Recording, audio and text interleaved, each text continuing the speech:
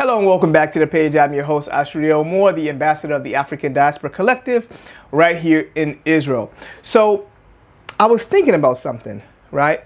And this is going to connect me to the video that we're just about to watch in a moment.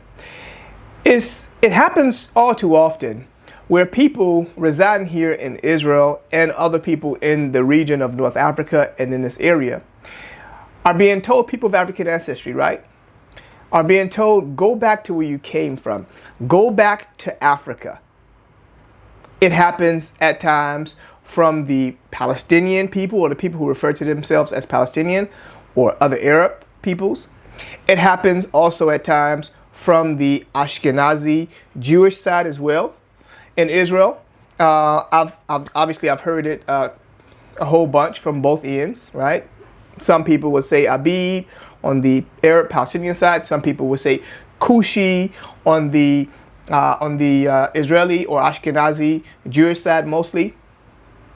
And I was thinking to myself, but hold on, when people say go back to where you came from, go back to Africa, do they not know that Israel is in northeastern Africa?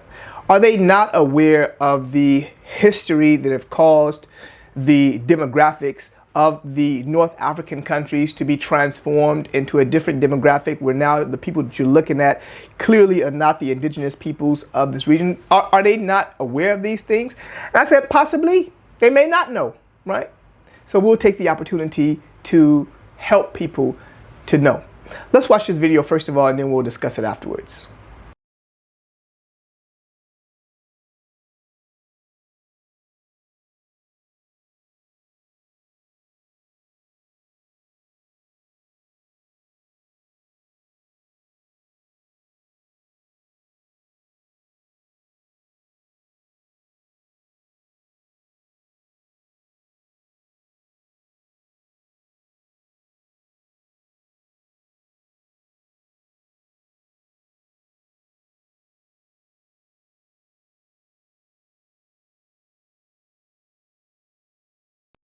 By the way, what we're seeing here is basically Israel and other North African regions, right? In circa 1925. This is from the IFU Museum in Amsterdam, right? In Amsterdam.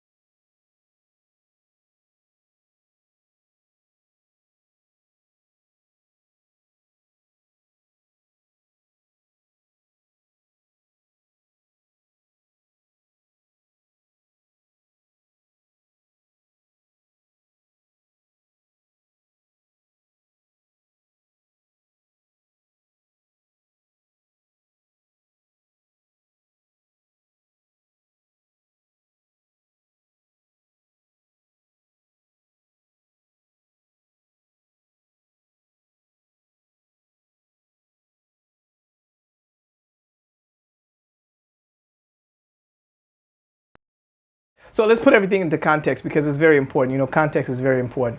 So what we were just looking at is basically a color film, right, from the IFU Museum in the Netherlands, where they were showing or depicting the inhabitants of this region in the 1920s, right? Now, for some odd reason, people cannot connect North Africa to the remaining African continent. It's like you disconnected the entire north portion from the rest of the continent. So you're trying to give us the impression that the peoples, right, that reside in these two areas are totally different people altogether. They have no connection whatsoever. One portion are incredibly lighter, look more European, and the others are blue-black almost. One portion have, their indigenous cultures and traditions and customs and languages and all of these things, but then the northern portion, they're all almost monolithic, right?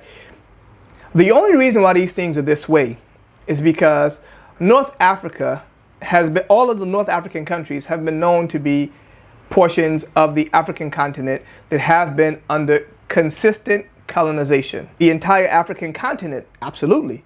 But North Africa, for a very long time, the North African countries have changed hands, right? So you had the Greeks, and you had the Romans, and you had the Persians, and you had the Mamluks, and you had the Ottomans, and you had the Christian Crusaders, and you had all of these peoples, right, foreign to the region, who after they colonized the region, or colonized at the least a significant portion of it, then they also imported their own people from other places in the world.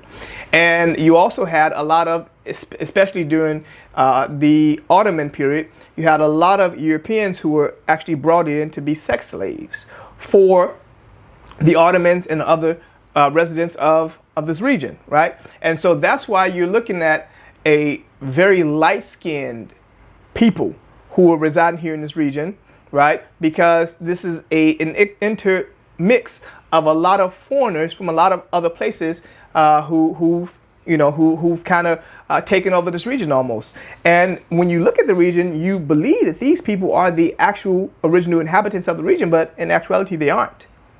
They just are not.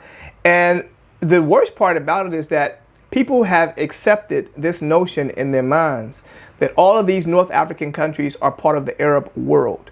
They cannot seem to decolonize their thoughts and understanding that if this is part of the Arab world, then that means that de facto, these lands are colonized lands under an imperial power who have come in and who forcibly caused the inhabitants of this region to accept their language, to accept their culture, to accept their traditions, to accept their religion, to accept an influx of their people from other places in the world. And now when you look at it, it kind of became, a no-brainer. Yes, these people are North Africans. Yes, these people are original Egyptians. Yeah, but no, they aren't. And even in Israel, people really have this notion that Israel is historic Palestine, historic Arab land. And then they would even have the audacity to ask people of African ancestry, what are you doing there? Why are you there? Why don't you go back to where you came from? Why don't you go back to Africa? So let me help to frame this as well in terms of the belonging of Israel to Africa for people who don't know. Israel, this small portion, this small fragment portion of land is part of North Africa. It sits on the African tectonic plate. Israel sits on the African tectonic plate. In terms of its belonging to the mainland of Egypt, the only thing that separates Israel and the Sinai Peninsula from the mainland of Egypt is the man-built Suez Canal.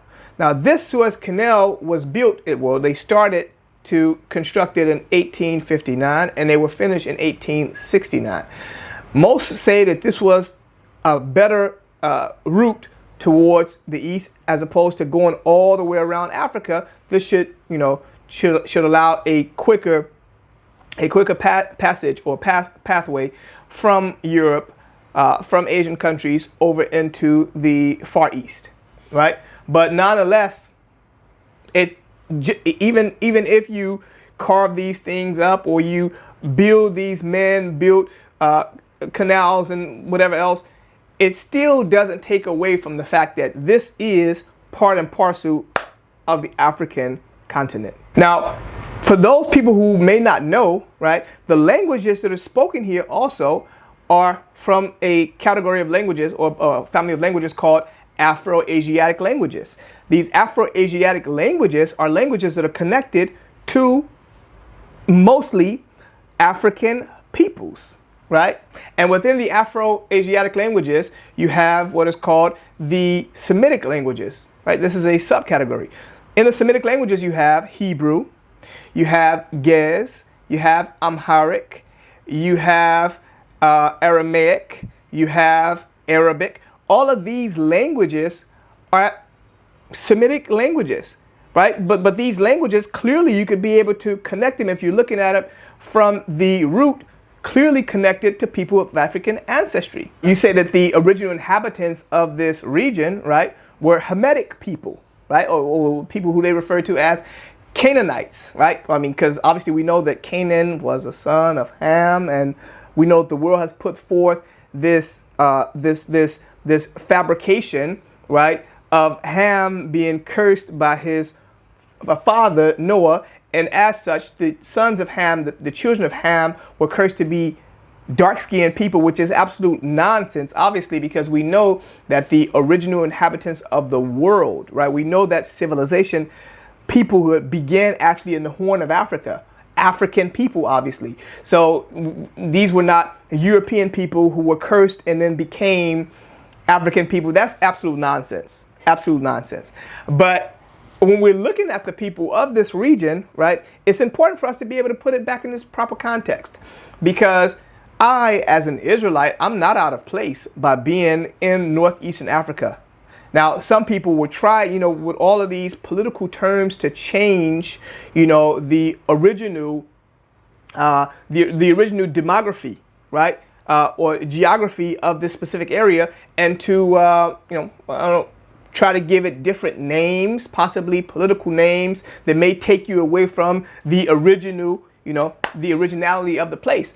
And so you have names, for example, like the Levant, right? But people don't even have the idea. They don't even have the knowledge. They don't have the understanding of where did these terms even come from. Because Levant is simply a French term that was coined in 1492. And that term simply means the area where the sun rises. And so because this is the east in comparison to where France is, then they refer to this place as the area where the sun rises, the Levant, right? That's just a term.